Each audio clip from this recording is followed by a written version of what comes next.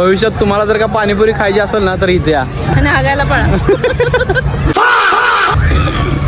तर पब्लिक तुम्हाला हे पूर्ण विषय बघायचा असेल की नाही तर ब्लॉग मध्ये कंटिन्यू राहा, कारण की ब्लॉग मध्ये लय मजा येणार आहे. या लग्नानंतर आमची दिदी पहिल्यांदा घरी आली ते म्हणताना आम्ही सगळेजण निघालो होतो बघा ढालगावला. आता तुम्ही म्हणसाला ढालगावला कशाला निघाला होता, तर थांबा सांगतो. आता दिदी लग्नानंतर पहिल्यांदाच घरी आल्या म्हणल्यावर तिला तर काहीतरी घ्यायला लागतंय, म्हणून आहे नाही दिदीला काहीतरी घ्यायचं म्हणून आम्ही सगळेजण इथं ढालगावला आलो होतो बघा सोनाराच्या दुकानात. दिदीला आमच्या काहीतरी घेतल्यावर आमची दिदी किती खुश होती बघा. सगळी शॉपिंग कंप्लीट झाल्यावर आहे की नाही आमची अजून एक दिदी इथे येणार होती, तिची वाट बघत बसलो होतो. तेवढ्यात दाजी आणि दिदी आले पण होती बघा इथं. आमची दिदी इथं आल्यावरती हिला म्हटलं काय बाई सांगताय की नाही, तर तिनं आम्हाला उसाचा रस पाजायला नेला होता. तिला म्हटलं आता चल मी तुला पाणीपुरी चारतो, म्हणून आम्ही आहे ना इथं ढालगाव जत्रा पण होती वाटतं कशाची, तर म्हणून आम्ही इथं पाणीपुरी खायला आलो होतो. आणि इथं पाणीपुरीचा तुम्ही आहे ना एकदा रिव्ह्यू थोडा ऐकून घ्या कसा आहे तो.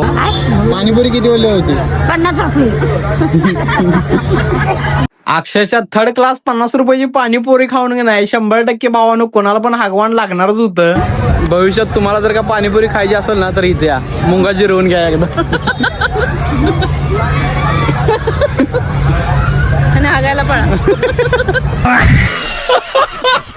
इथली सगळी चेष्टा मस्करी उरकून नाही आम्ही आपापल्या घराकडे निघालो होतो बघा. आणि एक गोष्ट भावना आहे ना कमेंट मध्ये नक्की सांगा बरं का आजचा ब्लॉग कसा वाटलाय. आता भेटूया आपण सगळेजण नेक्स्ट पार्ट मध्ये. Bye bye.